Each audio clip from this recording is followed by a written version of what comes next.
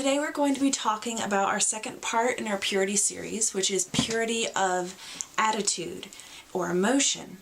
And I really feel like this is going to be one of the hardest ones to pinpoint and talk about because it's so closely linked to the heart, which we talked about last time. Because if you're having an impure or wrong or sinful attitude, it's directly linked to what's going on in your heart. It springs right from that. So, like for example, if you're having a bitter attitude, that immediately goes back to a bitter seed that's popped up in your heart. Perhaps you're, without realizing it, running on the belief that you should get what you deserve, and you're not. So you're bitter about it. Or depressed about it. You know, they come out in different ways, but it's all linked to what's going on in the heart. So, we're going to try to differentiate there, but bear with me. So, what is a pure attitude? The best example I could find is in Philippians, where it says, you should have the same mind or the same attitude as Christ, depending on the translation you're looking at.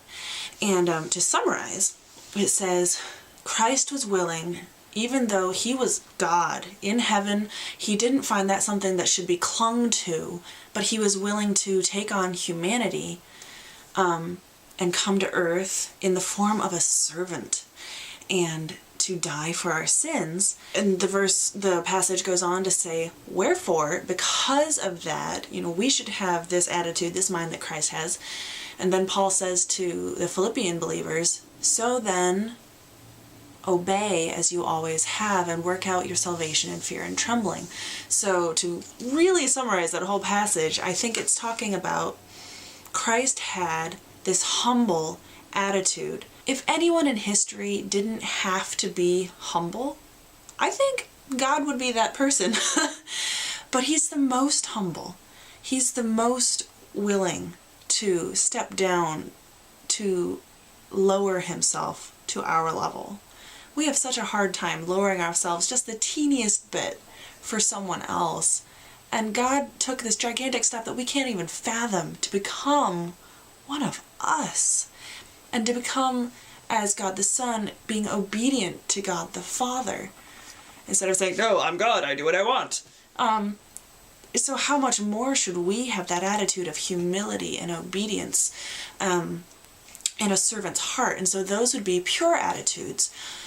What would an impure attitude look like? Well, like we talked about last time, impurity is, the definition is being contaminated. So an attitude that is contaminated by sin or by just the worldview of the world that we live in. And what I mean by that is the worldview of look out for number one. The worldview of, you should be able to not work too hard and yet be happy and be successful, and life should always be easy or God isn't good. All of these, and it creeps up so easily. Like I said before, the attitude of I should get what I want. I should get what I deserve, and of course I deserve good things. So some impure attitudes that we easily see popping up in ourselves are an attitude of pride, an attitude of selfishness, self-focus, being egotistical, an attitude, like I said, of bitterness, those different things. Now, what is the difference between an attitude and an emotion? Is there a difference? I would say yes, because I can choose my attitude. You can't always choose your emotions. You can choose your attitude no matter how crazy or haywire your emotions are. You can choose your attitude even if something terrible just happened to you or to your loved one. You can still choose your attitude even though your emotions are going crazy. There's always that example of the mom who is screaming at her children. She is so frustrated. She's crying, hullabaloo, what have you. The phone rings. Hello? We have so much more control than we think we do. But attitude and emotion, they're different, but they're very connected. I think attitudes are more of a choice. Attitudes spring from our heart, whereas emotions can spring more from our circumstances. And I think our emotion often comes from our attitude. So if your attitude is a bitter attitude, your emotion will probably be anger. So are there sinful attitudes? Yes, absolutely. Are there sinful emotions? I would say no, not by themselves. Jesus was angry. Jesus wept. You know, the very basic emotions: angry, sad, happy. But what about lust? Lust is not an emotion. It's not. It's an action that we do based on a desire. And a desire by itself is not sinful inherently. You know, God put different desires in us. A desire for food, a desire for companionship, a desire for physical touch. Those are not sinful things. But it's when we take illegitimate action to get them that it becomes a sin. So what about worry? Worry is not an emotion, even though we think of it as that. I'm worried. You are worrying. You are taking an action based on fear, which it is not sinful to be afraid, but we have to do the right thing with that emotion. We have to, depend on God and go to the Word and get right counsel and not try to grab it and control it and think about it, which is what worry is. So our emotions are warning lights, like on a dashboard on your car or on an airplane. It's a warning light saying something's going on. You need to look at this, make sure it's okay. So when you find yourself suddenly anger springs up inside of you, where did that come from? Why am I suddenly angry? What has my attitude been about this that suddenly I feel offended? And what is my heart belief underneath that led me to have an offended attitude, which led me to get angry? So if our emotions are warning lights to a possibly wrong attitude, which would show a possibly wrong heart belief,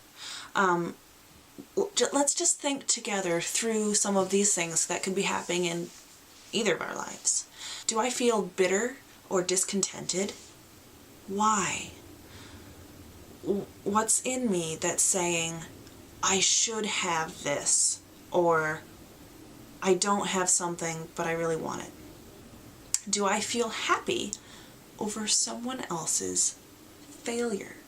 What have I allowed into my heart and then into my attitude that's bringing out a happiness when someone else doesn't get that promotion, or someone else's child messed up in baseball, so my child's going to be put forward?